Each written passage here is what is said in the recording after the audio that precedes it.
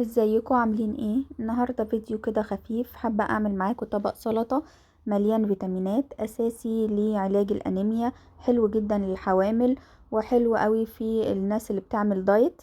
هنا عندي بنجرتين، انا بس غسلتهم وقشرتهم وهسلقهم معاكم. انا بسلق البنجر في كوبايه ميه، يعني البنجرتين دول هحط عليهم كوبايه ميه بس وهسلقها. انا بخلي البنجر يشرب الميه بتاعته، مش بحبه ينزل الميه وما استفدش منها. هنا هعمل الدريسنج بتاع السلطة. عندي نص كوباية ليمون، عصير ليمون. هنزل عليه بمعلقة من الزيت النباتي. الليمون والحمضيات حلوة جدا في امتصاص الحديد للدم. وهنزل عليها برشة من الملح. وكمان عندي ورق نعناع انا مقطعاه رفيع، هنزل عليه في الدريسنج ده، وهسيبه بقى على جنب يشرب كله من طعم بعض لغاية لما البنجر معايا يتسلق. حلو. هنا البنجر اتسلق، هبدأ بقى اقطعه شرايح رفيعة، وكمان كان شرب ميته. يعني مفيش مية خالص نازلة منه. هنا هنزل بقى معايا كابوتشا، هنزل بيها بجزء منها يعني، والباقي هستخدمه تاني. ومعايا بصلاية، بصل احمر نزلت بيها برضو مقطعاها رفيع. ومعايا بقى حاجة تحفة قوي هتغير طعم السلطة كمان، اللي هي السويت كورن. انا بس سلقاه في مية، مش اكتر من كده، مش حاطه فيه لا لبن ولا اي حاجة، وبس شوية مية وفصصته وخلاص كده. سويت كورن برضو حلو جدا في علاج الانيميا، وفي حديد وفي مضادات اكسدة وبيعالج في الجهاز الهضمي، يعني حاجات فوائد رهيبة.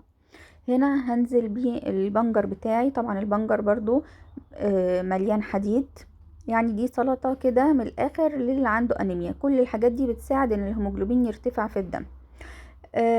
وهنزل بيه الدريسنج بتاعي على السلطة، وهقلبه بقى كويس لغاية لما كله ياخد من طعم بعض.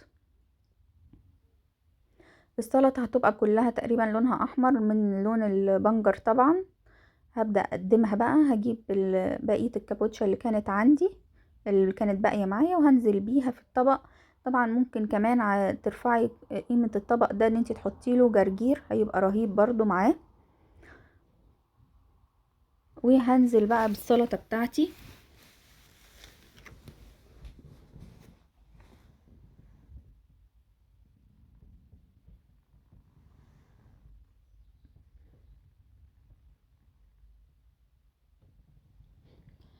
وهنزل عليها برشة من البقدونس.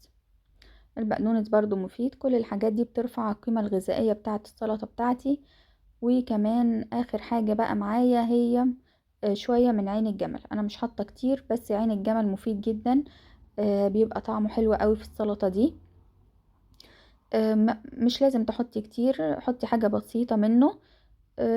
السلطة دي حاجة كده وهمية مفيدة جدا جدا للناس اللي عندها كوليسترول.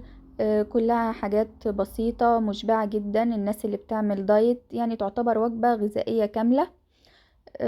ده كان فيديو النهاردة، يا رب يعجبكم. لو عجبك الفيديو لايك وسبسكرايب للقناة.